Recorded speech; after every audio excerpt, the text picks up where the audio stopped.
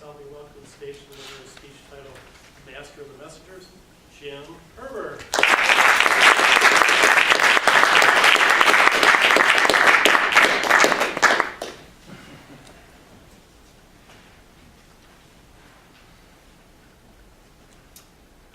Long before radio and television and Netflix and surfing the internet, it was the story that carried on the culture and the traditions of human history. And going all the way back to the time 4,000 years ago, the Epic of Gilgamesh, which is widely regarded as the oldest recorded story in human history in the time of the ancient Babylons. It's been the story, in particular the folk story, that's been passed from generation to generation that provided our lessons and our awakenings, and it connected us as humans. So tonight I'm going to tell you a story from Toltec tradition. And Toltec is a time that preceded Aztec, about 1000 CE in Mesoamerica. And the Toltecs were healers and spiritual teachers that eventually went underground because the power of their teachings were so great that people began to misuse their power.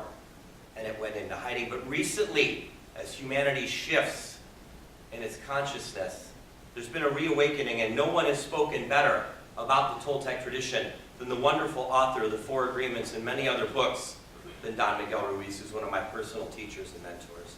So tonight I'm going to share with you a folk story that he tells in the first chapter of his book, The Mastery of Love.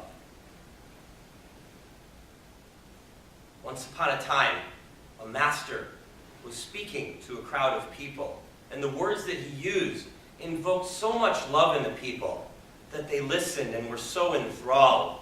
And there was a man in audience that day, a man that was very humble and had a great heart. And the man was so filled with the words of love that the master shared with him that he wanted to have the master, he wanted to have a moment with the master that could be his very own. So after the master finished speaking, he cut through the crowd, he went to the master, and he said, "Master, I know you're very busy. I know everybody wants your ear, but your words have filled me with so much love that I feel compelled to ask you to come to my home and share food with me and share wine with me. And I know that you're too busy to do this, but I just needed to ask." And the master looked in the man with a giant smile on his face, and he said, "Prepare everything, and I will be there."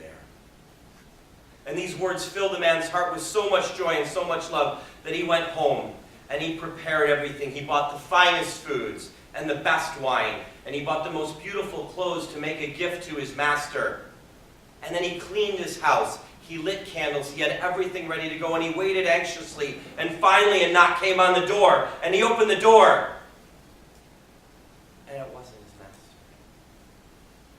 It was an old woman, a hag from town, that knocked on the door and said, "I'm so sorry, I'm starving.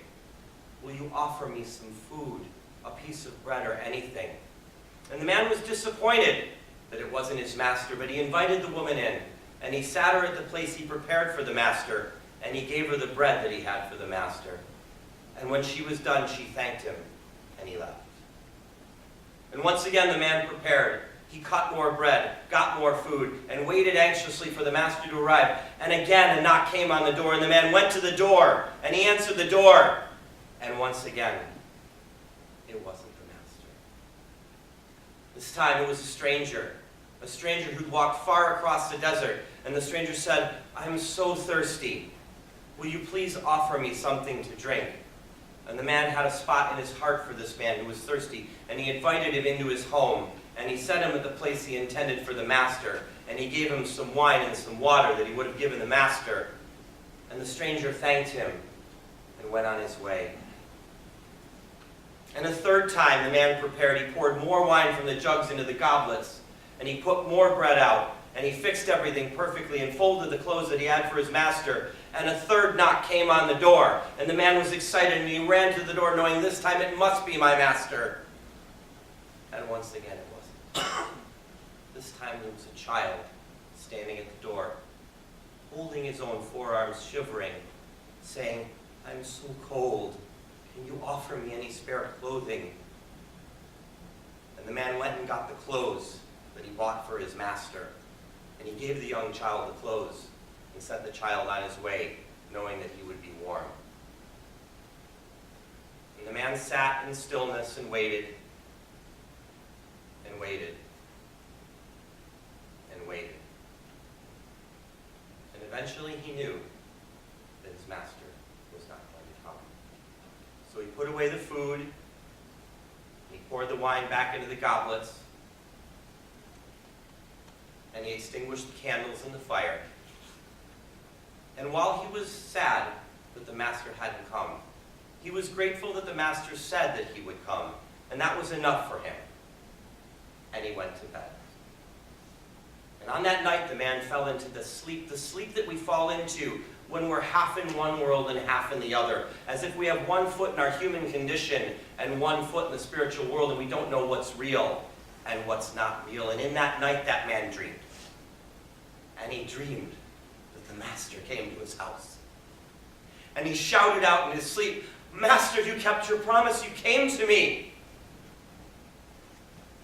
And the master said, "Yes, I am here. And I was here before. When I was hungry, you gave me food. When I was thirsty, you gave me drink.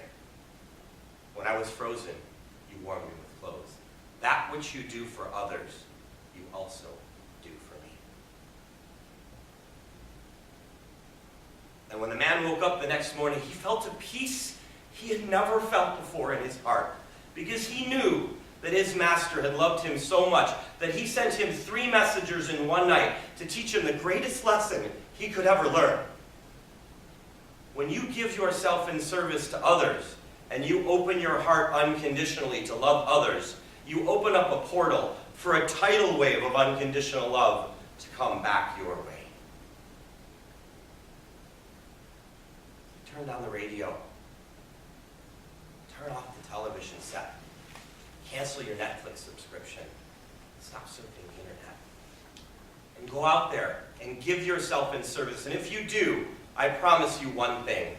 You will open up a portal of infinite love that will deliver you a life beyond your wildest